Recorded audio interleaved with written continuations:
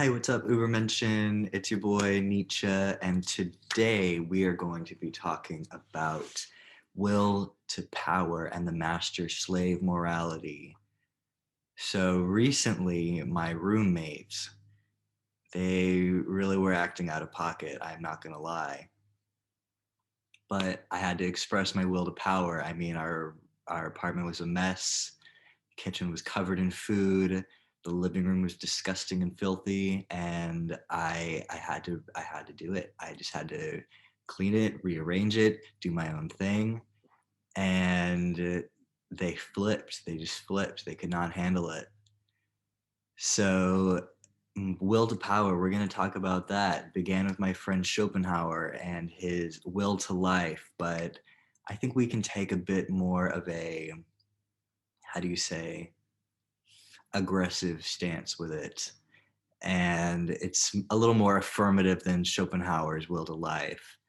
So I believe that we are naturally inclined to want to increase our power, and that's what I did. My roommates, they weren't doing their stuff, so I had to step in. I had to do it myself.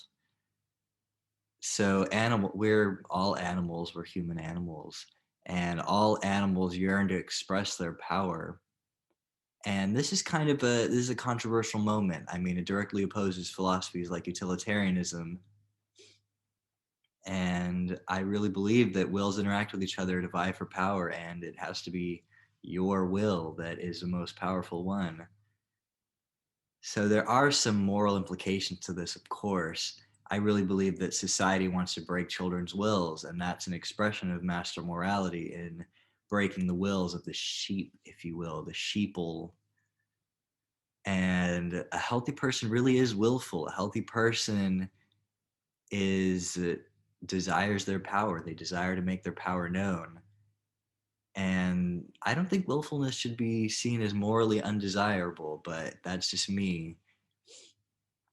So, a little bit more about power. So, power really doesn't have to mean military might or just strength. It really is just expression of yourself. It means putting your mark on the world. It means controlling yourself, your inner self as well. And a lot of philosophers aren't down with that. But you know what? I really think it's our world. We need to make it our own. But that's how I got in trouble with my roommates. So that's how we lead into how morality has a natural history. Morality is relative and changeable. Judeo Christian morals are popular, and that's slave morality, and I'm not down with that. But we'll get into that in a minute. So, since morality is relative and changeable, a lot of history has shown a herd morality. Judeo Christian morality has made people sheeple, if you will. And I'd say master slave morality is probably more dominant now than Judeo Christian morals has been. So, getting into master slave morality, here's my example. My roommates, slave morality. They resent me because I have a master morality. They resent that. And in the past, good and bad were applied to people and not actions.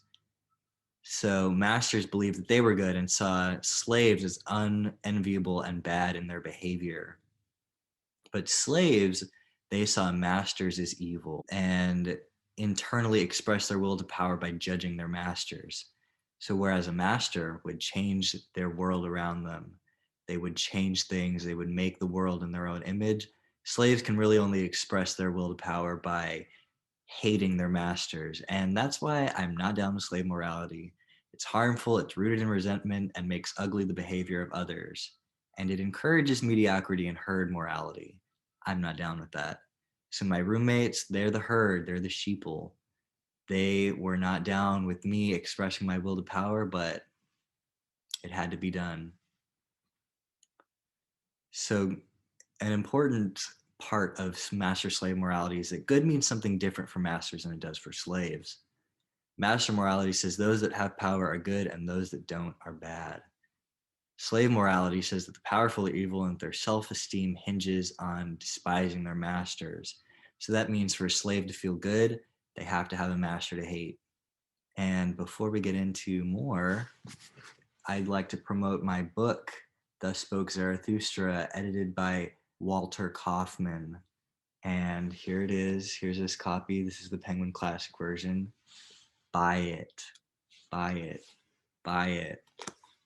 Anyways, so to calm my roommates down, I proposed a morality beyond good and evil, if you will.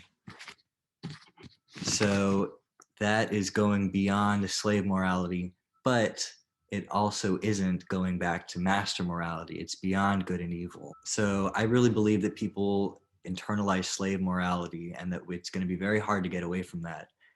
But if we go beyond slave morality, we can get to a more personalized morality. So it's not a one size fits all morality. It's more of a very nuanced person by person morality. And that's how I think I can solve my problem with my roommates. Instead of them being slaves and I be a master, we all need to take responsibility for our own actions, have morality that applies to all of us individually. Thank you for listening. Make sure to like and subscribe, and I will be back with more videos soon. Bye, you guys.